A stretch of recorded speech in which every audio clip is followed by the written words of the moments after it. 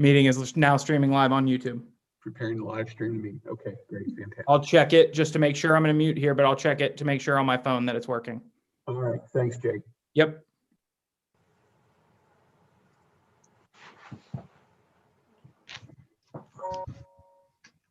Hi, guys. Hi, Chris. Hello. So what if I click Matt. out of it, Jake? Oh, there you are. Hi, Peggy. Hello.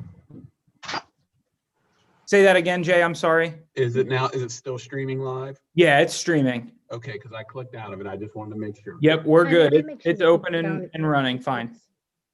Okay, Board of Ed, hi, everybody. I just want to make sure you guys all know that we are streaming live at this point. Good. Thank you, Jay. You're welcome.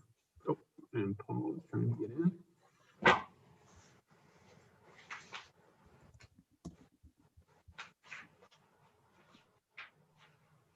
I miss you guys. Miss you guys too. I'm having a diet vanilla Coke for everybody tonight. I'm drinking a diet vanilla for everybody. Thanks, Chris. Okay.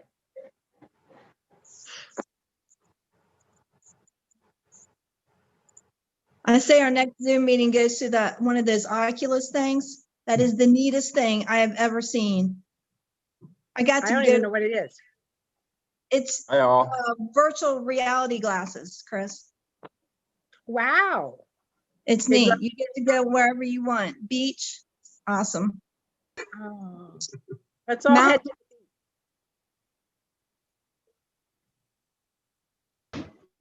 Peggy, when we get started, and I can do it now if you like, would you like me to share my screen with the agenda, or does everybody have the agenda in front of them?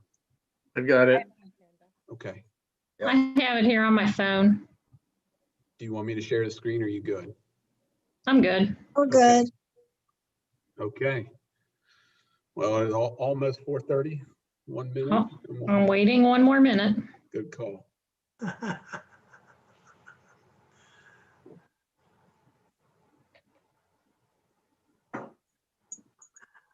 Good afternoon, everyone. I'd like to call this meeting to order. If we could please stand for the pledge.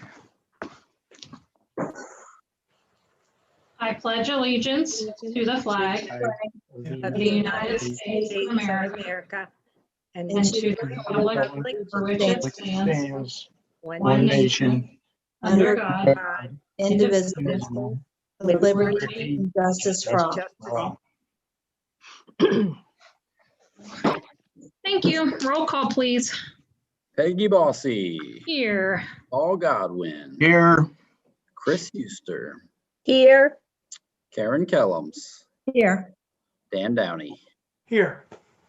This meeting is a meeting of the Deer Park Board of Education in public for the purpose of conducting school districts business, and is not to be considered a public community meeting. Thank you. May I have a motion to approve the meeting agenda? So move. Second. All those in favor of approving this afternoon's agenda, please signify by stating aye. Aye. Any opposed? Motion carries. Reports of the superintendent. I wonder what we're going to talk about. Hey, it's something different, right? COVID. Oh, that's different. Yeah. Yeah, so we've been going pretty strong since our return early January.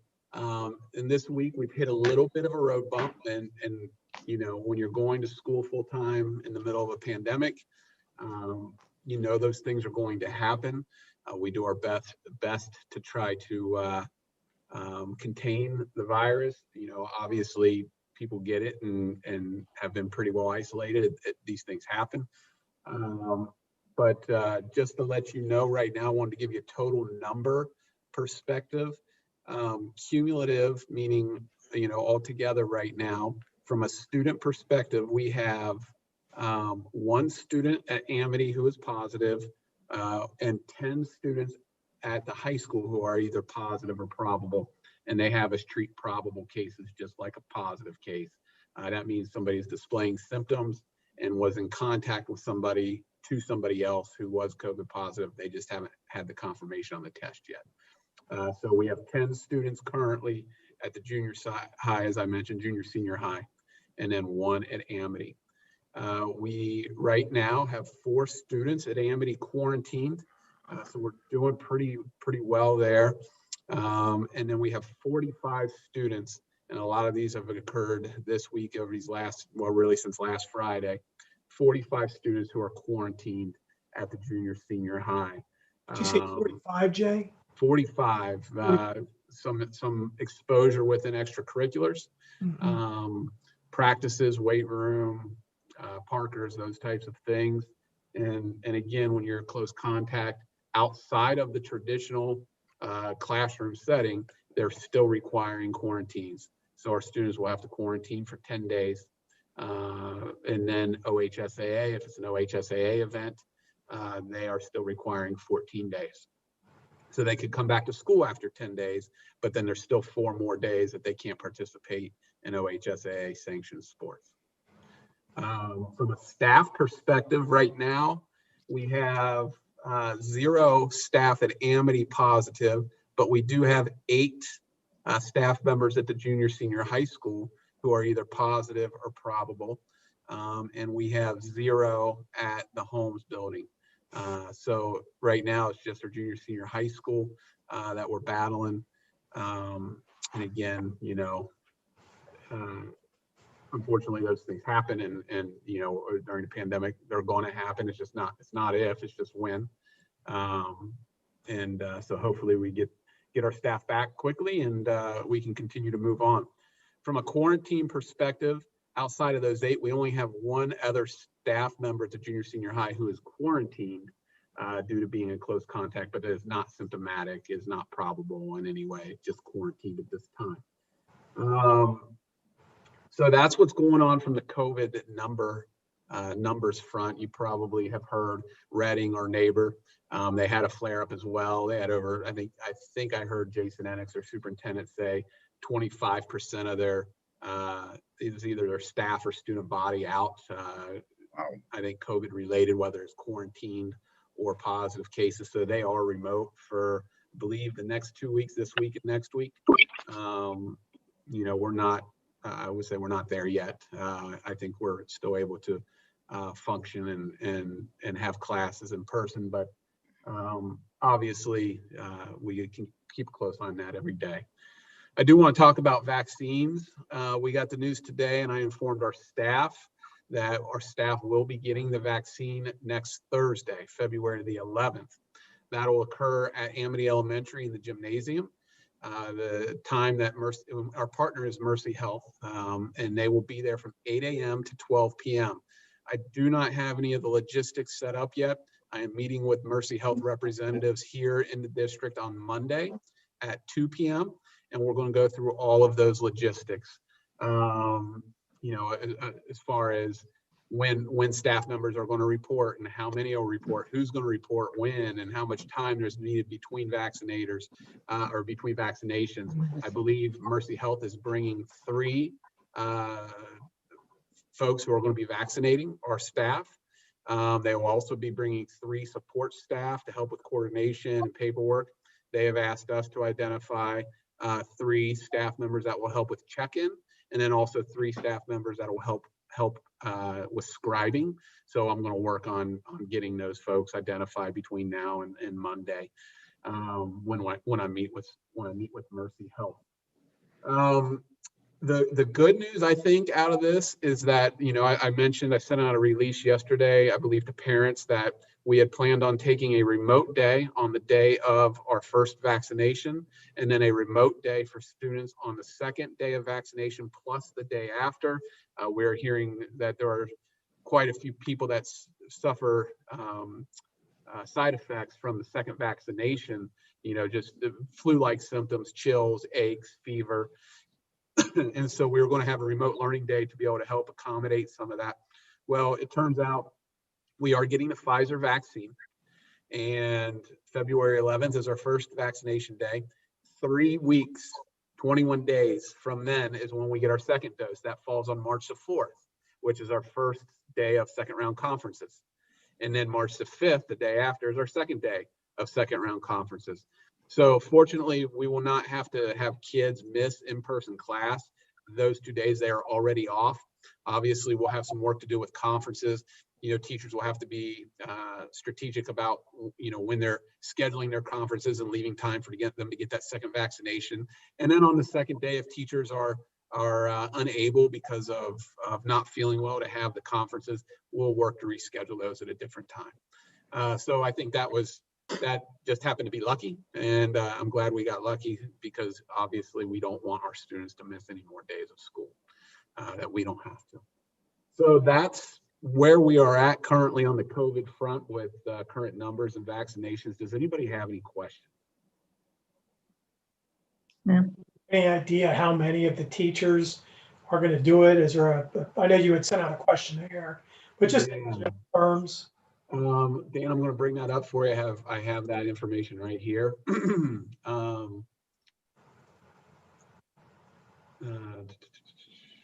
I don't want to jeopardize HIPAA in any way, but No, I won't give any numbers details, we're looking but at. I have the summary of results right here. So of our staff members and those that filled out the survey, we had 208 responses. 173 of those, 83.2%, said they will be receiving the vaccine. 83%. 83.2%, which I think is really good. You know, in the medical industry, I think in the hospitals is right around 50%.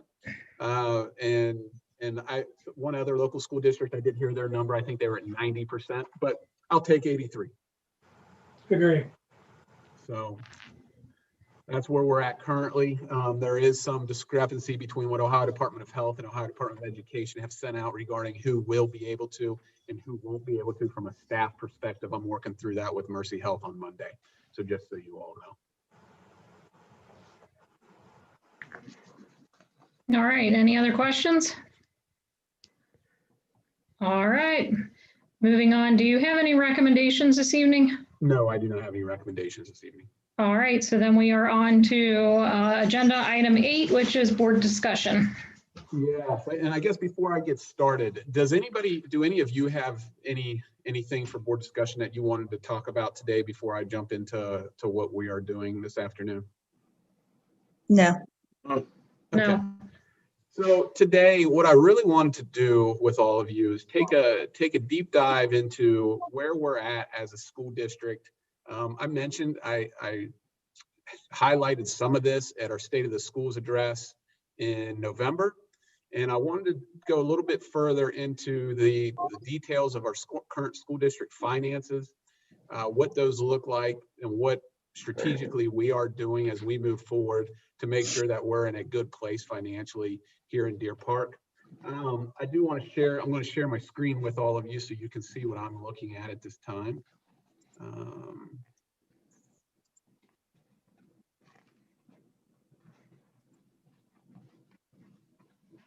Are you guys able to see that?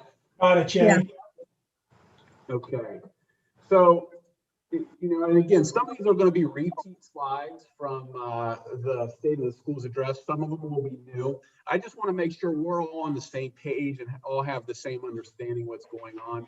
But just as a reminder, November of 2013, our Deer Park community passed a 7.9 mil combined operating and permanent improvement levy.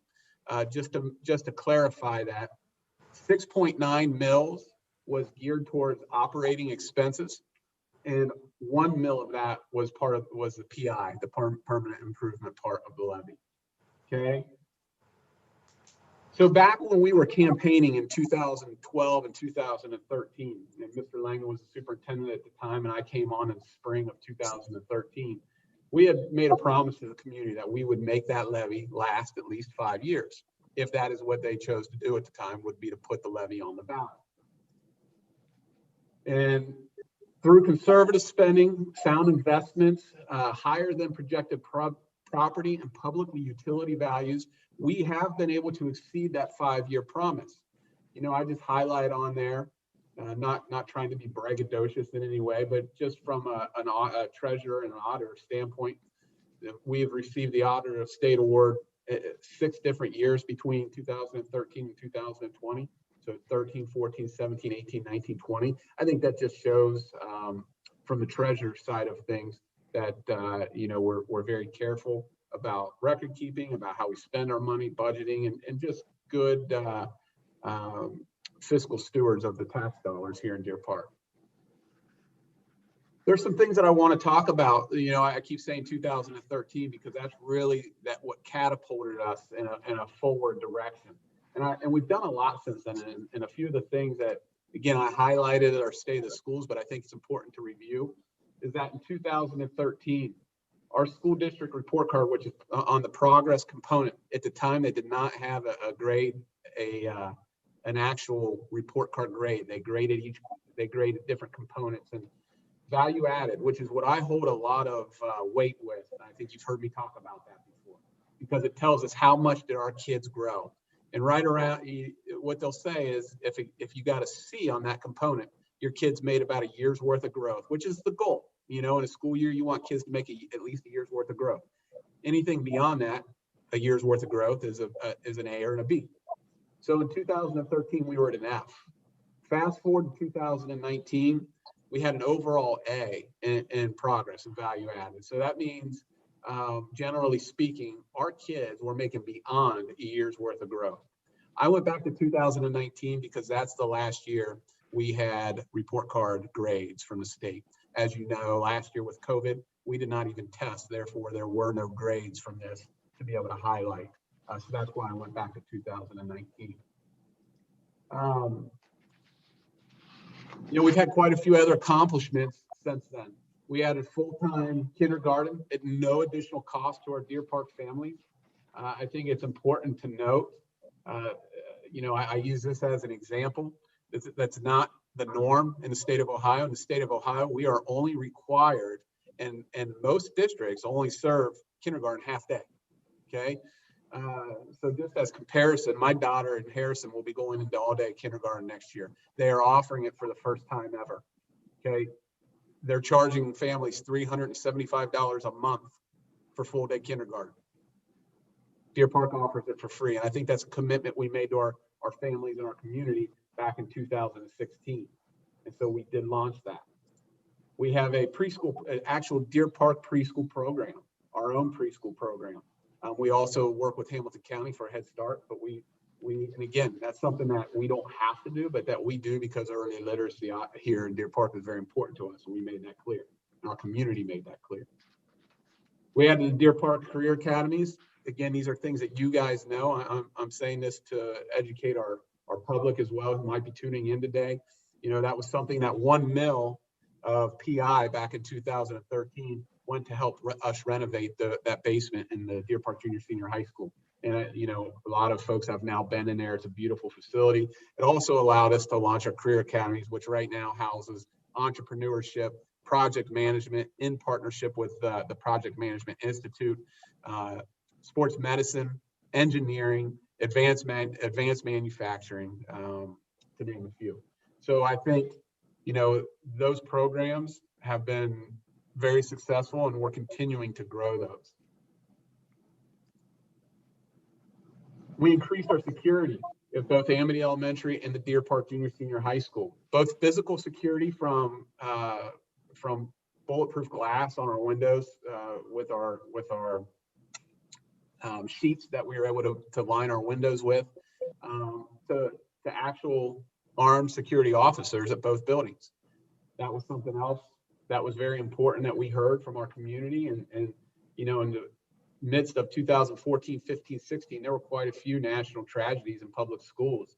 And we were fortunate to be able to add security to help make sure that our kids and our staff are safe. We added our Deer Park Discovery program, which gives quite a few of our students an opportunity, you know, students who maybe need a different type of curriculum, a different type of setting than the traditional school setting.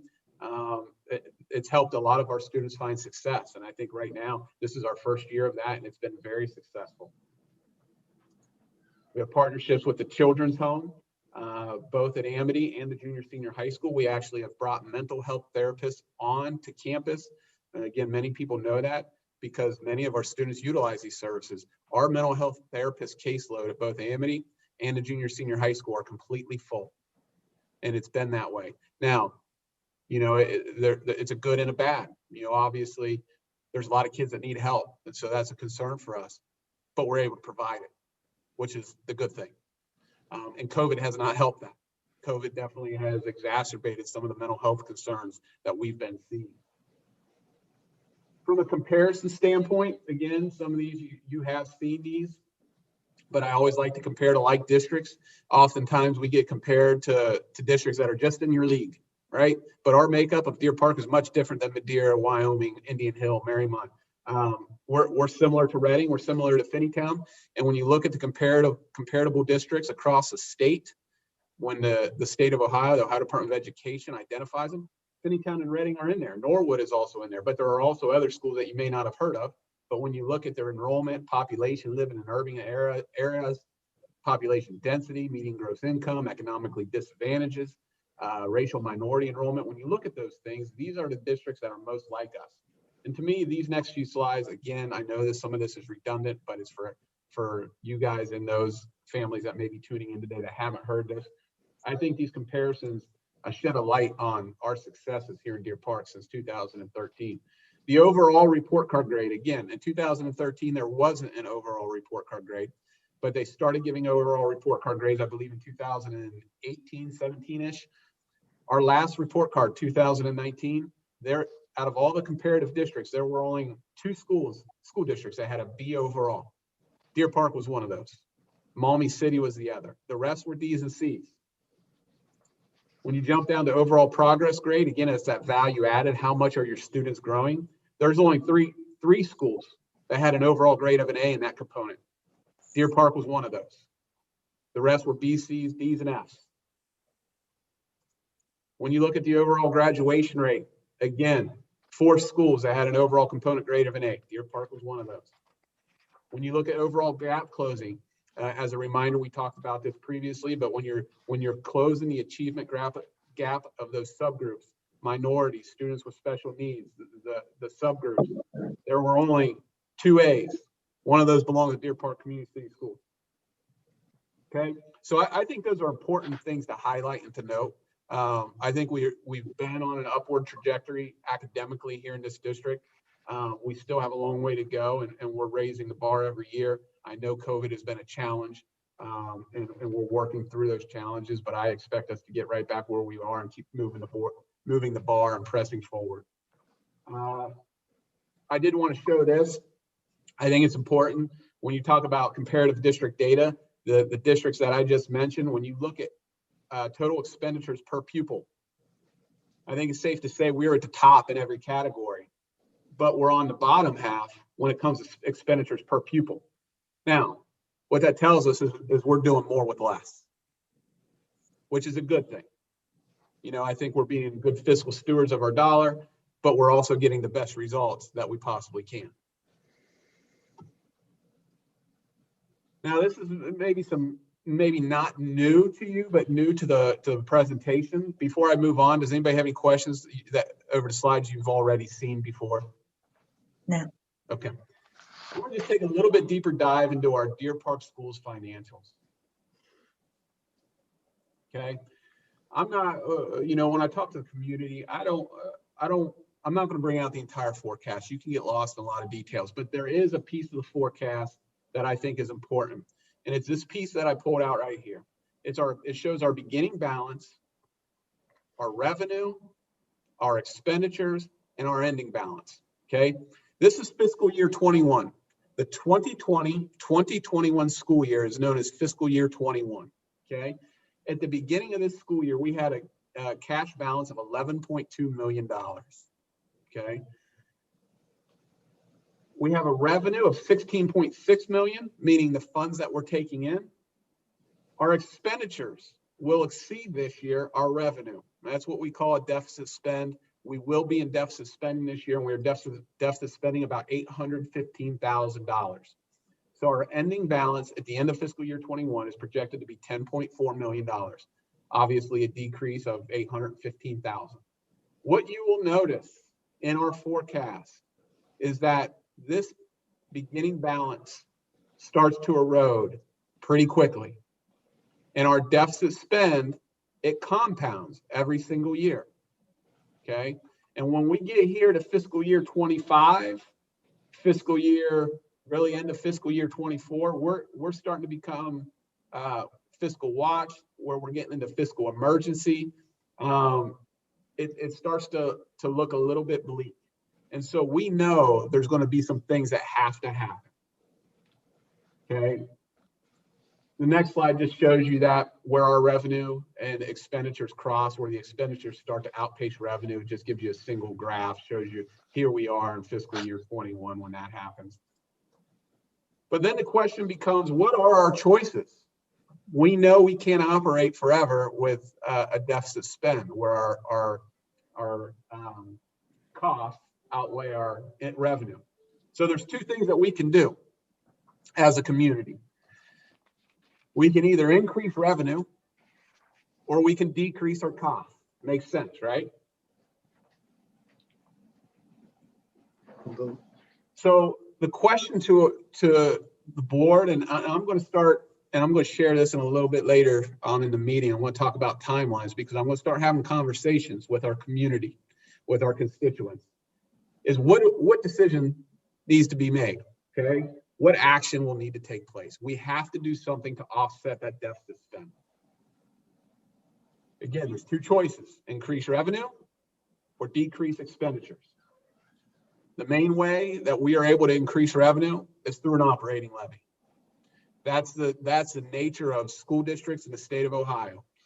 They typically are able to last 3 to 5 years, depending on the number of millage that they go for in their community when they go for an operating levy. And at the end of 3 to 5 years, you're back to a deficit spend that compounds and you have to look for new money again. And just so you know, I know you guys probably know this, but so our community knows, there's a reason that this trend happens, and it's called House Bill 920. What House Bill 920 does is it only lets a school district bring in the amount that they originally brought in when the levy passed. So right now, we are pretty much, and I'll tell you why only pretty much, but we're pretty much bringing in what we brought in 2013. And obviously with increased expenses, inflation, salaries of teachers, administrators, they go up. Our revenue stays the same. And so eventually those cross. And when I say they pretty much stay the same, we do have what's called inside millage. Every school district in the state is given inside millage pretty much when the school district is initiated. There may be some change over time, but we have some inside millage. When our property values raise, the inside millage is impacted. So we do get some additional funds when property values raise. And we just went through a property value, property reevaluation here in Deer Park, actually all of Hamilton County, 6 years ago. I should say 3 years ago, because every 3 years they do the property reevaluation. Then 3 years later, they implement the property tax increases. So we've already had that reevaluation. This year was the year that they implemented the tax increases. So we did get additional funds from the inside millage and also what they consider personal property and utility. Again, it's not a significant dollar amount, but it is helpful. So going back to my slide, if we were to try to increase revenue, here are our current options. This changes, okay? It changes periodically based on what happens from a shared cost from the state and the state budget. Again, property values changes, but right now where we stand, if we went for a levy in November, any time in calendar year 21, but as you know, typically it's in November, we would be looking at a lower range mill of 6.28, and we'd be looking at an upper range mill of 7.49. When I say lower range, we can expect that to last about 3 years before we'd have to go back and do something else. When I say higher range, that's 5 years, okay? If we held until 2022, we'd be looking at about 7.49 mils on the short end on the lower range and 9.61 on the higher range. And in 2023, again, it's 9.61 for the lower range and 11.22. So it goes up significantly. And that's without making any reductions at all. That would just be operational to be able to close that deficit spend. Okay. So then the other choice, well, I guess I should say this. If the decision that our community makes is to begin dismantling instructional programs and personnel, which is the other choice. In a school district, when you decrease costs, that's how you do it, okay? You cut into instructional programming and personnel being the biggest expense of a school district. Then the longest we can really wait to begin making those cuts would be the end of the 2022-2023 school year. That's the longest we could wait. And that's if we made all the cuts at once. And we're talking about 11.5% or $2.2 million in cuts going into 2023-2024. That's if we did no levy, okay? You could always do a combination. You can make some cuts, decrease millage, but still put something on the ballot. So really, those are the two big choices. Before I go to my next slide, any questions on the last two slides that you've seen? Jay, one question on your slide back on what year you go. You had said on the low range, you would get maybe 3 years, high range, you get possibly 5. Correct. If you wait just 1 year, you lose, it seems like you're going to lose a year.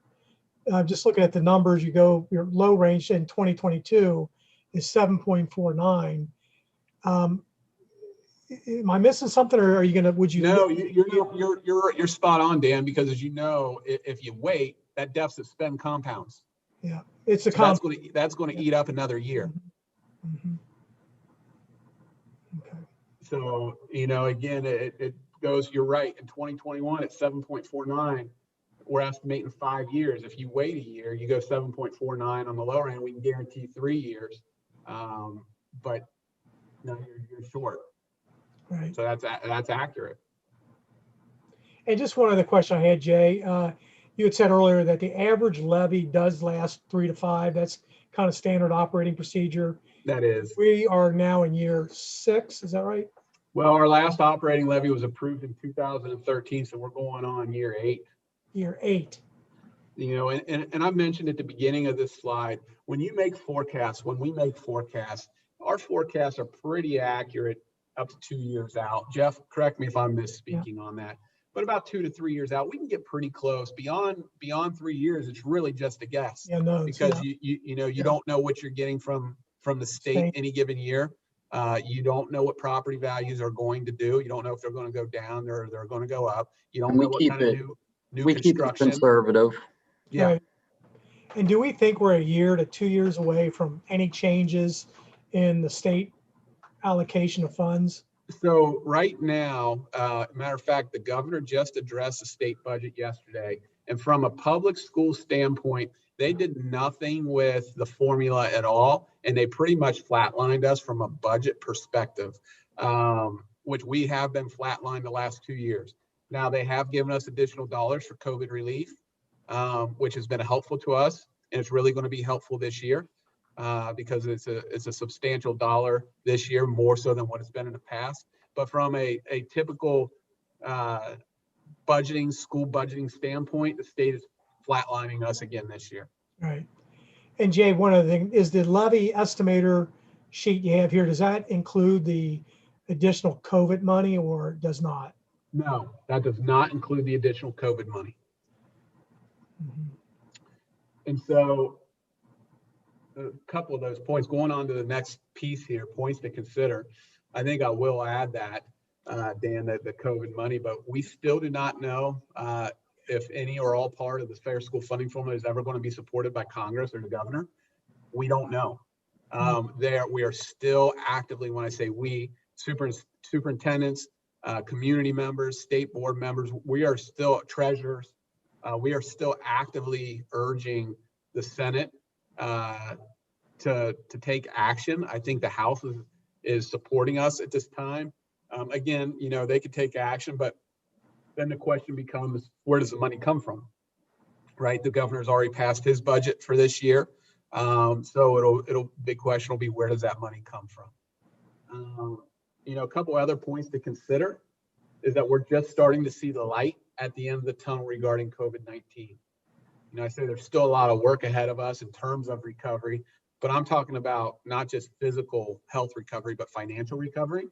Obviously, there's been a lot of folks, small businesses who have been hurt and impacted by this. A lot of people have lost their jobs. So when you're taking a look at what our next actions are, that's something you definitely need to consider, that we need to consider as a district and as a board. And, I'm sure that'll be something when I talk to our community that'll be brought up. The other piece is that Hamilton County just increased property taxes based on the property value reassessment. This happens, like I said, every 6 years. So every 3 years they do a piece of it. 3 years ago they reassessed. This year they implemented it, the actual raises of property taxes, and you guys will be feeling that. And so, that's something else we need to consider as well. A couple other points that one other point that I didn't put on there, and I need to get the details. I've been told at one point, and I don't have those handy. I don't remember exactly, but I know Deer Park, the city of Deer Park will be looking at additional money, I'm sure, coming down the road, and as well as the fire department and police, I'm sure at some point down the road. And so that's something we need to consider and take into thought too. Okay, on the first point, under points considered, did you really mean to put Congress in there instead of the state legislator? Sorry.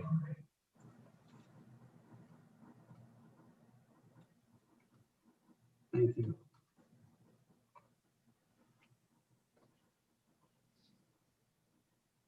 Yeah, our Senate and the House here in Ohio. Yeah.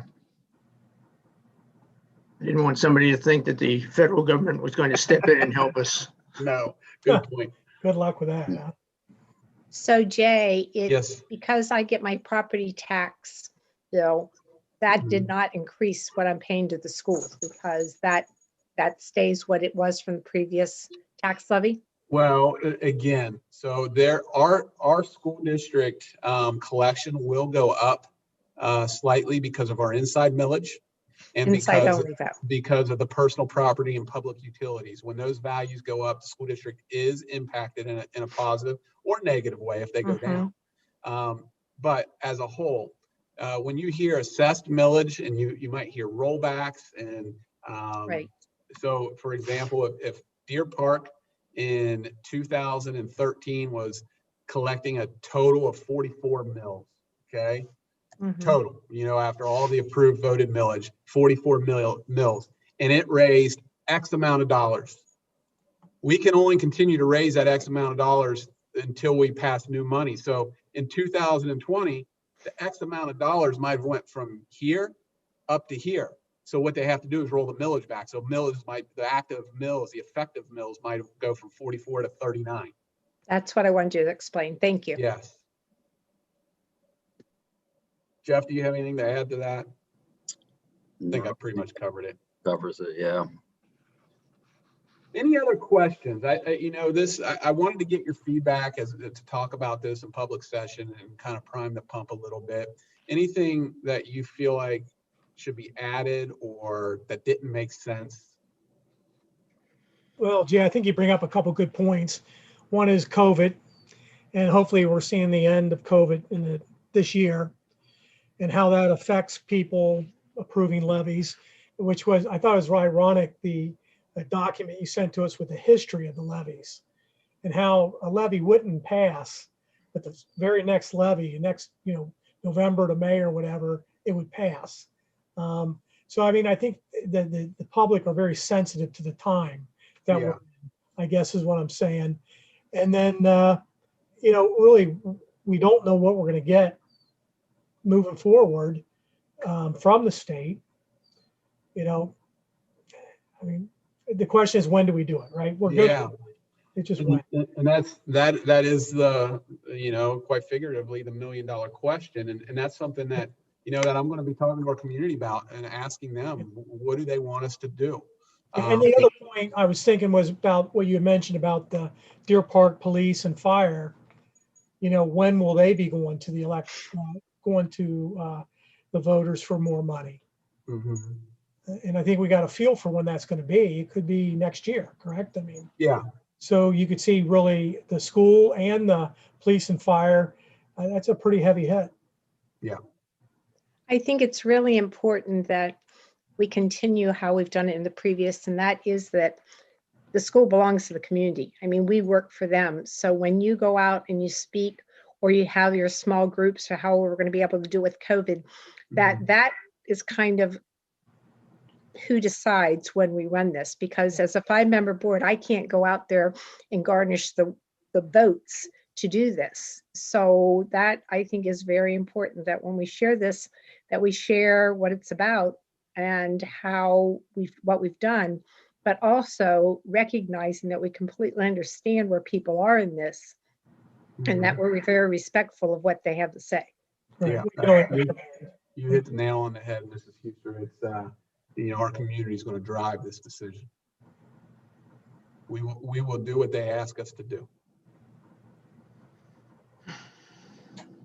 Any other questions or thoughts before I move to the next piece? I said I was only going to take an hour of your time this evening, and I'm already long-winded. Yeah. How will any of the new development along Blue Ash Road,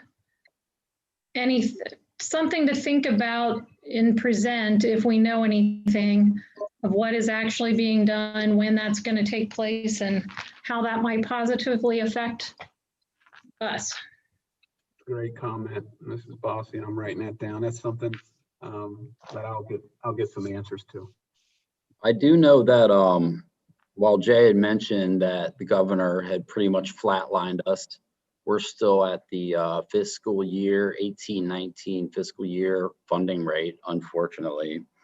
He has assured us that he would continue the student success and wellness funds, which helps, but it's not quite what we need to get over this shortfall.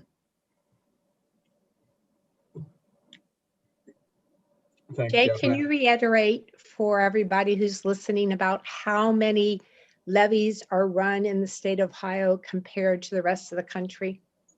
Yeah, we had our Deer Park Community Advocacy Network meeting back in the fall, and Ryan Pendleton, treasurer at Akron, and I think he's still at Akron. He spoke with us and mentioned that, just as far as the inadequacy of Ohio in the way schools are funded, that in the entire country, Ohio was #1 since 1997. I want to say, you guys might have to help jog my memory, but was it 15,000 school levies? I feel like it was up there around that. Yeah, something like that. And the next highest was around 8,000. Yeah, next highest was the state of Massachusetts with about 7,000, which was less than almost half of what we Yeah, had. that sounds That's the right. entire country. We lead the country. And that just, we're trying. I know we have quite a few superintendents and treasurers and lawmakers in the state really trying to impact the fair school funding formula and move that forward. But it's a monumental lift, and anytime money's involved, obviously you're going to have people on both sides for and against public schools, and they have their reasonings for it. But you guys know this. I don't know if our community knows this. Those that have tuned in before may know it, but the school funding formula in Ohio has been unconstitutional for 23 years. And they were told to fix it. And here we are 23 years later and it's still not fixed. I think we have a good solution. It's just got to get some more legs in the State House. Okay, so I wanted to run through that with you. The next piece I want to talk about, and I sent you guys a levy refresher, just to kind of warm us up on this and make sure that we're all on the same page. I asked you guys to look at that on Friday. I just want to go through that with you. It was almost a quiz, but it was, but I'm not scoring right or wrong. I just want to go through these answers with you. But just, again, it was a refresher, but when we talk about a mill, that's $1 for each $1,000 of assessed property value, okay? So it's $1 for each $1,000 of assessed property value. That gets confusing because you think of a mill, you think million, and it's not million, okay? 1 mil is $1 for each $1,000 of assessed property value. In Ohio, the assessed value is set at 35% of market value. So if your property value is $200,000, you're not getting taxed on that. You're getting taxed on 35% of that. Okay. How much revenue is generated in the Deer Park Community School District by 1 mil tax rate? Jeff, you want to answer that one?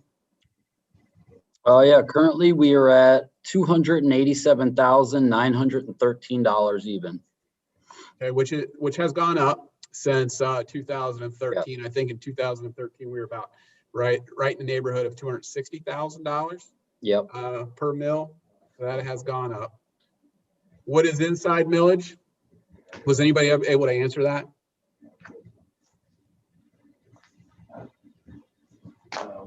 I got a definition I found. What'd you come up with, Dan? It just said I had gotten provided by the Constitution of the state of Ohio without the vote of the people. It's called inside millage because it's inside the law.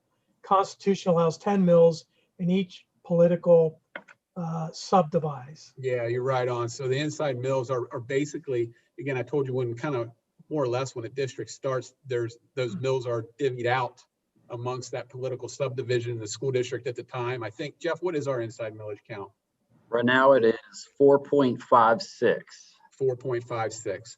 So for example, this year, the property values in Deer Park went up, I think 15.86%. So that 4.56 mils is impacted 15.86% increase. And so we do get a little windfall from that.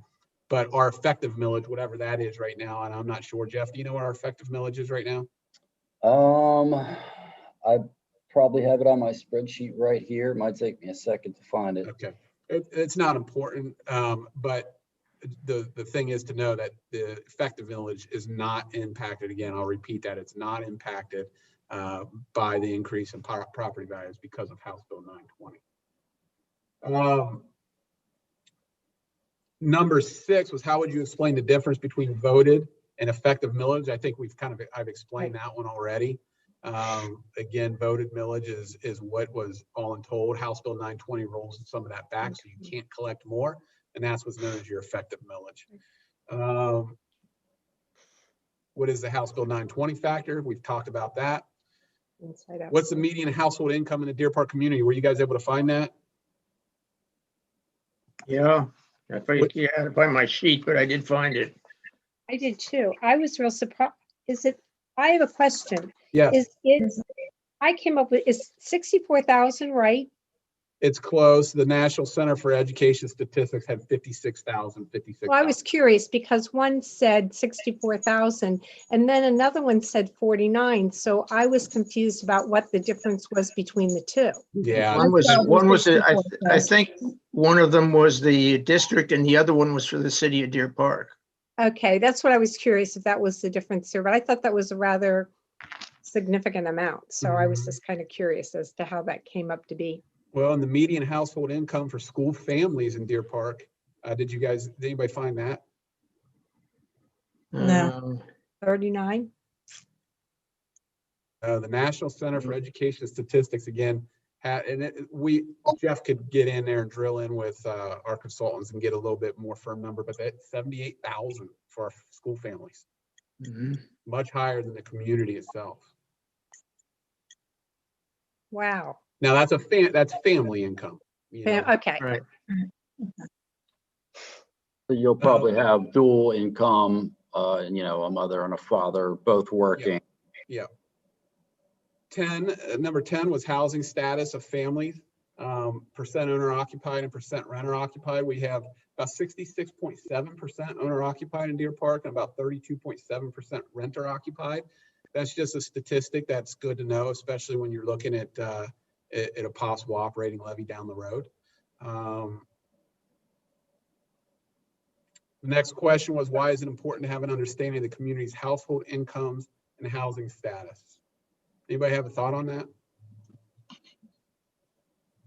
Well, a lot of the renters don't consider the fact that their rent is going to go up because of increased property taxes, because they don't see the property tax on their structures. Right. Yeah, and not just the renters, but the landlords, those that own those properties, Right. you know, and a lot of folks will own multiple complexes in one community or one neighborhood. And so that's kind of a double, triple whammy sometimes. But, you know, I think it's important because you got to know your voters. You know, it gives Well- us an opportunity as a leadership team to identify and address those potential challenges to the levy, as well as think about different marketing strategies. Can I Considering- ask, I'm sorry, go ahead, Go ahead, Chris. Karen. No, you go ahead, Karen. Well, have you talked to City of Deer Park any about this new complex that's supposed to be going up? Yeah, with that's what apartments? Peggy alluded to a little bit before. That's something that I need to have. We've been in talks. Yes, BJ has kept us abreast, but I haven't talked to him probably in the last couple of months. So I need to get an update there. Okay. I wanted to Yeah. say that with the amount of people, when you talked about the income of the families, okay, but then you talk about how many people actually have children in the family, you've got to be able to recognize that we're asking the people that have the lower income to support as much or equal those that make more income. Percentage wise, yes. Yes. So that's why you realize that, wow. Yep. Deer Park's operating spending per pupil, 68.3%. And this is a little bit, oh, I'm sorry. I was looking at the wrong number. It's at $10,692 per student. Our operating spending per student is $10,692, which is slightly more than the state average.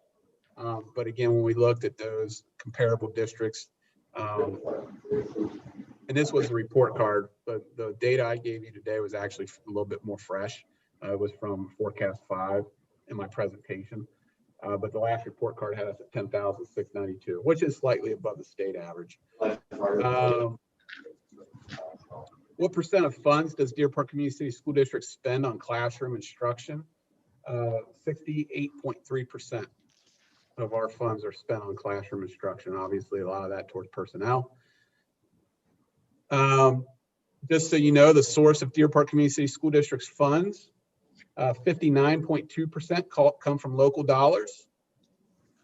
26.3% come from the state and our state share, 6.5% federal, and then 8% is other. So obviously, you know, there is the tax burden on our local taxpayers is pretty high in Deer Park. And the fact that we don't have businesses That's what makes a drives difference. that. That's what drives that, because Absolutely. we have no business to be able to help fund that. That's exactly right. And then number 16, this is how do you determine how much of a cash balance to maintain? How do you communicate your cash balance guiding principles to your constituents? And what do your cash balances tell you about the timing of new levies? And I think that's something that I wanted to put on there. And as you guys know, I work in consultation with Mary Jo Scalzo. It's just something that is a good discussion for us to have. One of the benchmarks I like to use, and it's, you know, it's up for discussion here, is, you know, to me as a district, we want to make sure that we have at least bare minimum 6 months of operating expenses in the bank at all times. Better to have 12 months, but at least 6 months. Any thoughts on that? Didn't we approve something last year, Jay, to that effect? We approved something last year from a emergency fund standpoint. It was, you never wanted to dip below, I think Melissa had $250,000, but that was from a capital perspective. That was not operating. That was PI. Okay.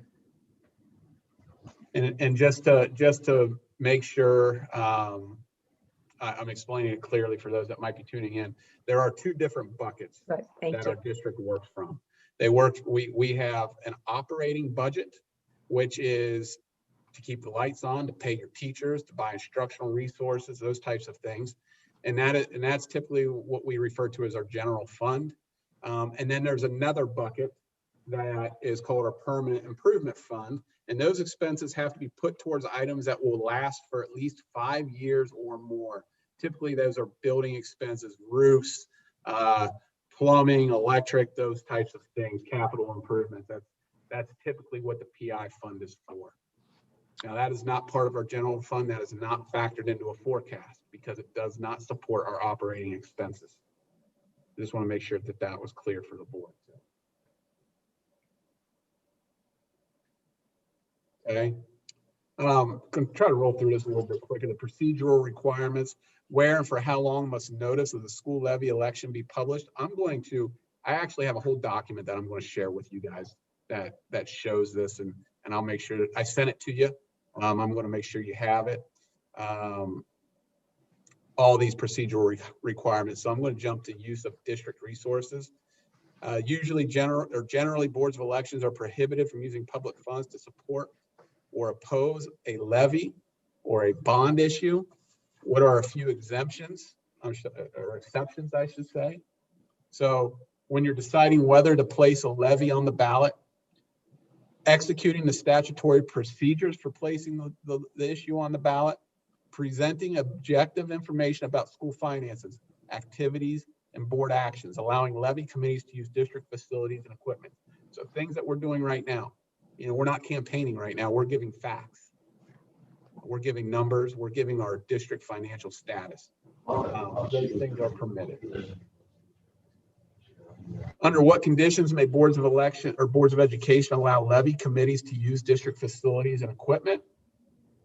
Must be pursuant to school policy upon payment of a reasonable fee, just like anybody else would rent. When facilities equipment are not an actual use for a school purpose, when equal access is granted to both pro and anti groups. So that's something also to keep in mind. The other questions on here, what determines if a school district may send home communication with students that were drafted by a levy committee? Again, that's board policy. We do not allow that. Again, if you send home pro, you got to send home against, anti. You let one, you got to do both. And then Mary Jo, she had a little lightning round fun, so I'll go through that quickly. May a school employee who serves, I'll let you guys answer this. May a school employee who serves on the levy committee use his or her school email to send committee communications on her own time? Absolutely not. On her, no. No. That is correct. No, you may not. May the levy committee put a link to their website on the district website? Oh, that's another Nope. no. May district policy establish parameters that would allow outside groups to use district resources? Yes. Yes, but as I mentioned, they all have to be treated the same. May the levy committee use the district's bulk mail rate if they pay a reasonable No. fee to do so? No. Absolutely not. May the district provide its mailing list, contact list to the levy committee? Yes. Yes, if the board policy allows for it, which I believe ours does, but all requests must be dealt with the same. And some So if they employees ask for, or vendors may not appreciate that practice. right. If a majority of board members attend a levy committee meeting, that meeting is likely subject to Open Meetings Act. Is that true or false? False. I'm saying false. I think you're allowed to attend the meeting, but you can't be Can't there, take action. take action. Correct, but it is true because if you're participating in decision-making with the committee and you have a quorum, 3 or more, it is likely open to a records, the Open Records Act. But you Right. can't, as long as you're just there and you don't Yes, you have to be very Participate. careful. Right, don't vote. vote, can't take anything to action. Levy committees are political action committees and must register with the local county board of elections. Yes, right? No. Yes. Correct. Good one. That was the lightning round. That was a little levy refresher. We haven't even been down this road from a operating levy standpoint in quite some time. And I know there's some board members that are on the board currently who weren't on the board in 2013, although most of you were on in 16 when we looked at the bond. But that was something we thought was important, just to go through some of those refresher items, do's and don'ts. Okay, have a couple pieces. We're getting close to that 1 hour time frame, and I want to be cognizant of that. But I do want to go through a couple other items with you. And I'm still sharing my screen with you all here. The first thing I want to look at is the levy requirement timeline. Okay, I'm going to bring this over here so I can share it with you. Can everybody see that? Yep. 100 days. Yeah. 100 days total, but so just so you know, and it doesn't matter if we would go for a levy in 2021, 2022, 2023, these same rules apply. So Right. the Board of Education must pass a resolution of necessity adopted by the taxing authority, which is the Board of Education, which is the school district. And I work things backwards. But this must be completed in order for us to stay on time. It must be completed by this, at the latest, the second board meeting in June. Right. Okay, at the latest. So we have to request, and I'm going to read through this quickly, but we have to request, or we have to pass a resolution requesting that the county auditor certify to the taxing authority, that's us, the total current tax valuation of the subdivision and the number of mills required to generate a specified amount of revenue, or the dollar amount of revenue that would be generated by a specified number of mills. And then you see the items that the resolution has to include. Okay, so basically we got to go, we've got to go to the county auditor and say, this is how much we need. What is the millage? What is the rate? Okay, when we do that, the auditor has to certify that. This is where the 100 days comes in. It's actually 10 and then 90. So the county auditor, once we submit that to the auditor, okay, so the county auditor must issue the certification to the taxing authority, which is a school district, within 10 days after receiving the taxing authority's resolution or ordinance requesting it. So basically, we figure out how much we need. We submit it to the auditor. They certified what that will be in millage. They have 10 days to turn around and get that back to us. Okay, then the board then has to pass a resolution to go ahead and proceed. We get that back from the auditor. It tells us this is your exact millage. This is what you need to do. We then take it to the board again for approval. If that's what if we intend to take it to the voters, we would then pass that resolution to proceed I timelined this as it must be done by the final board meeting in July. Okay, that could give us time in July to talk to our constituents, bring them back in. This is what it is. Do we move forward? Do we not move forward? However we decide that needs to be done and what that looks like. Then you must take that resolution that is approved by the board, and you take that and the certificate from the county auditor, and you take it to the Board of Elections. That must be completed by the 90th day before the election at 4 p.m. Obviously, you want to give yourself a little breathing room. So you're probably looking at least 95 days before, but has to be there before the 90th day at 4 p.m. So that's the timeline we're really looking at, whether it's this year, next year, or the year after, whatever our community decides that we want to do. But I just wanted to, again, give you all a little refresher with those numbers, because that's something that obviously is important to know. Can I ask a question? Do you Yeah. have an idea of how we are and you are going to be able to communicate with the public to get their thoughts on this with COVID? That do you have like, Yeah, do we have kind of like a time frame? ahead or of me a little bit. Oh, I'm Jump sorry. in. I'm going to get to I'm that sorry. in my last bullet point. Okay, sorry. One other thing that I wanted to show you, and I think this is what Dan alluded to, was our levy history. And I just want to bring that up again so people can see it. You know, here's the history of Deer Park school levies.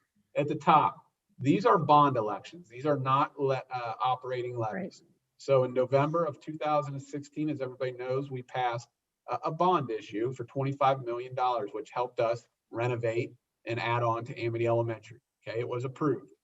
That was the last and only bond issue that I see in Deer Park that was approved. Okay, we had one in 2011 that failed, one in 2010 that failed. Now, operating levies. Again, when you see current expense, that's operating, and then there's also a couple places where you see PI. I'm gonna quit talking. I'm gonna let you guys look at that. Is there anything that you notice that kind of strikes a chord with you? Millage. What do you notice about millage? Well, I'm looking down here that we had to lower some of these previous to this earlier on. I also noticed that we seem to have some good faith from the community because look what we passed the last one by. Yeah. I would agree. And that was, you know, we've approved 8.6 mils, 7.9 mils, which gets pretty high, but you know, the last one at 7.9, 61.45% approved. And you know, in a tax vote, that's a pretty big significant distance approval rate. I know everybody wants to get off, but I wanted to ask a question. Will this be just a tax levy or will this also be tied into a PI? Because previous to this, didn't we have PI money in when we voted for the last one? We did. We had PI, and that mill of PI went to the career academies. Right. You know, we have the traditional, or the typical maintenance schedule. We do have some capital improvement projects that we're working on, but at this time, I don't see PI necessary. I see more necessary as our operating expenses to be able to maximize that. We've been working hard to make sure our PI is fulfilling the needs that we have, and we have a whole master list, as you guys know, that we worked on last year and 2 years ago, that we've pushed pause on during the pandemic, but we will get back to that. That's things like addressing the tennis courts. We already did the heating and air conditioning. That's the Crawford Auditorium renovations. That's some roofs. Some updates and renovations inside the junior senior high school classrooms and hallways. So we have a master facility list that we're continuing to work on, and the PI right now, and I say right now, currently, based on our timeline and our plan, is adequate to fund that. Anything else that anybody else points that you want to bring up based on what you see here with the past operating levies, I should say? I think to me, what sticks out, you know, I think, Dan, you might have alluded to this before, but, you know, there are several times that levies were defeated before the millage went down and then they were approved. Here, we tried the same number 3 times before it was approved. Again, 3 times until the 3rd time it was approved in 94, 95. But then more recently, 2000 approved. A PI was shot down at 8.6. Changed that to an operating levy the following year, which was approved, and then a combined operating PI. To me, you know, looking especially since over the last 25 years, our community's been pretty supportive. And I think if you do it the right way, and I think we did it the right way in 2013 and 2016, and our community drives this decision, I think chances to be successful are good again, regardless of the climate. Okay, the last piece that I want to show you, and this is what Mrs. Schuster was referring to before, timeline for our work. I put this timeline together, a little behind it already, but that's okay. You know, I updated that State of the Schools PowerPoint, and I wanted to take you all through that and get feedback on it today. Then my next step is to actually engage 50 families. And when I say families, I want to keep it like household families, because I don't want to jeopardize COVID and spread it across families. But I would actually like to meet with 50 families in person.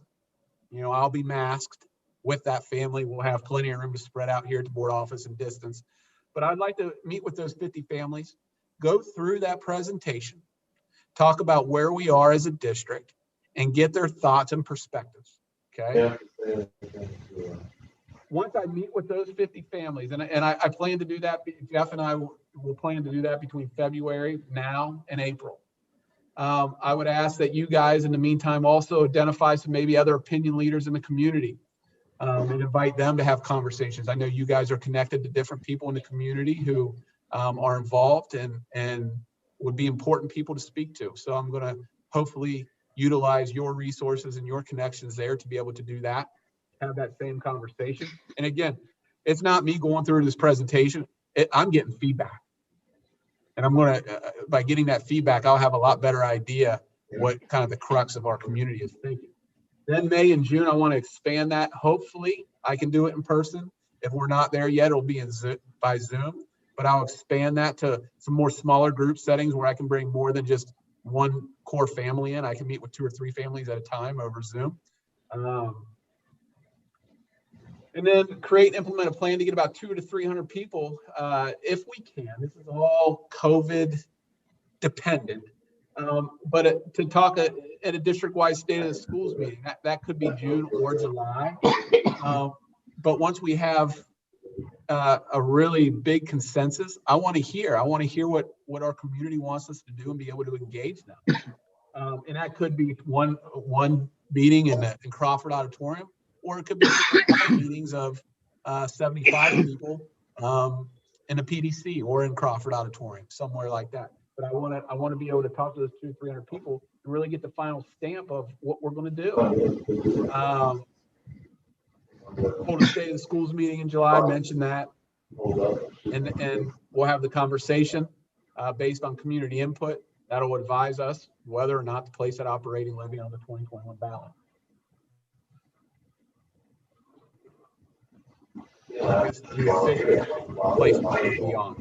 So questions, thoughts, input on the timeline. I assume you're going to use families other than the usual suspects. I'm looking to identify 50 different families. I'm reaching out to Josh, Shane, Stacy, and the Board of Education. I'll reach out to you guys as well. I need your help. So I need you to help me identify those sign up? families. So are you gonna be like putting it out on Facebook for like a sign up? You know, I would like to target, you know, I can do that. I would like to target families that I know will show up, that are involved. And to Paul's point, you know, you don't obviously you don't want to just talk to the same small group of people. We want to expand that range and be able to talk to, and like I said, my target's 50 families over the next 2 to 3 months, and then expand it even more after that. But yes, Paul, we would like to speak to anyone and everyone. And Karen, if we think putting it on Facebook and signing up with me is a good option, we can do that too.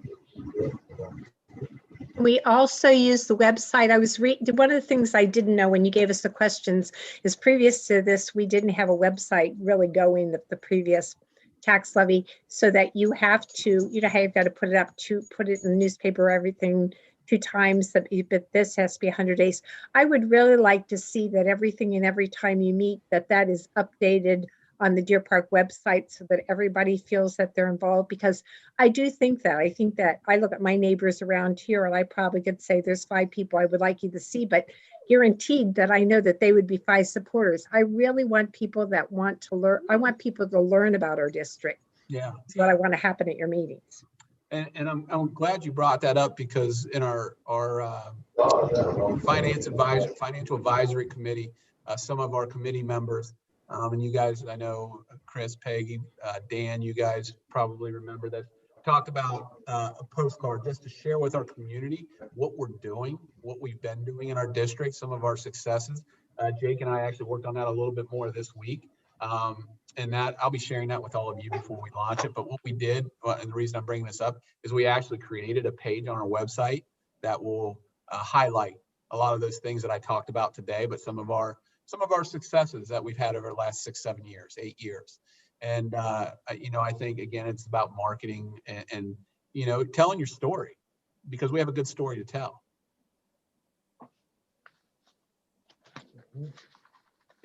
Any other input, feedback on the timeline? You're gonna be busy this summer. Yeah, starting today. It's game on.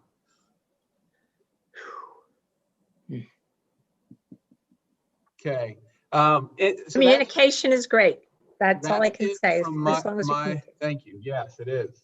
And that's it from my topics for board discussion. I don't know if anybody else has anything they wanted to add. Anybody have anything? Do not. No. All right. We have no need for executive session this evening, so I'd like a motion for adjournment. So I moved. move. Second. All those in favor of adjourning this afternoon's meeting, please signify by stating aye. Aye. Any opposed? Motion carries. Meeting is adjourned. Thank right. you all. Thank you, All right. everybody. Have a good In night. 2 weeks. See ya. See you in 2 weeks.